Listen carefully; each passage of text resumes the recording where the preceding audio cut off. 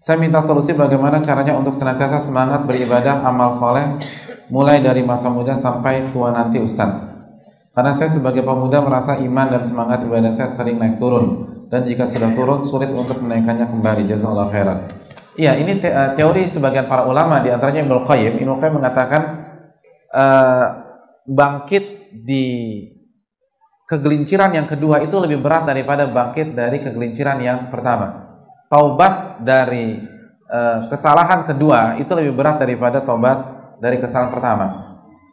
Jadi kalau misalnya kita taubat dari kesyirikan, terus jatuh lagi ke kesyirikan yang sama, itu taubat yang kedua lebih berat. Kita terjatuh ke dalam perzinaan, taubat, lalu zina lagi, itu taubatnya lebih berat. Analoginya gini loh, antum suka naik gunung nggak? Suka. Antum naik dari bawah sampai ke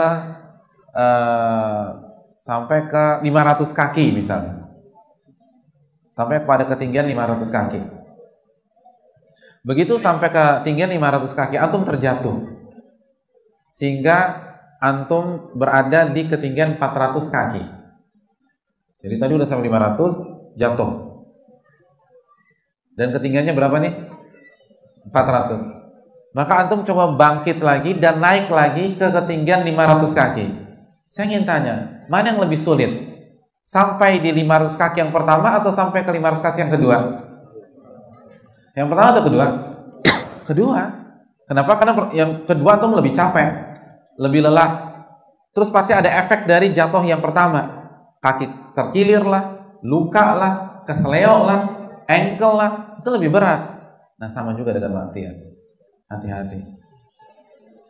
Kalau kita udah jatuh, kalau kita sudah bertaubat, jangan sampai jatuh lagi. Karena kalau jatuh lagi itu bangkitnya lebih berat. Itu yang dijelaskan oleh Imam Ibnu Qayyim rahimahullahu taala. Terus bagaimana kiat-kiatnya? Yang pertama jelas doa kepada Allah Subhanahu wa taala. Ya muqallibal qulub, tsabbit qalbi ala dinik. Wa idzat yang membolak-balikan hati, kokohkanlah hatiku di atas agama. Dan jujur kepada Allah. Jaga keikhlasan, perbaiki amalan hati. Dan ini penting, perbaiki amalan hati. Karena sebagian pihak hanya berpikir penampilan dan busana. Penampilan dan busana penting, tapi itu nggak cukup. Kita butuh amalan hati. Maka perbaiki amalan hati kita. Nabi bersabda dalam hadis riwayat Imam Nasa'i, "Intasduqillaha yasduqka."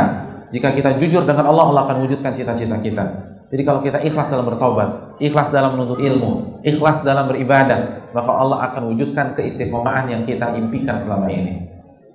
Terus yang ketiga, bergaul, apalagi anak muda. Anak muda sangat terpengaruh dengan lingkungan, dengan komunitas.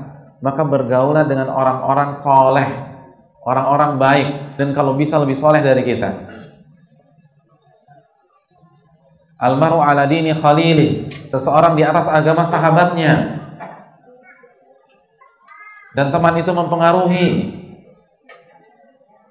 Oleh karena itu jaga persahabatan kita. Terus yang terakhir, jangan jauh-jauh dari majelis ilmu. Merapat kepada ustadz-ustadz kita. Ustadz-ustadz mengajarkan sunnah Nabi SAW. Ustadz-ustadz yang mengingatkan kita terhadap tauhidullah, tauhid kepada Allah.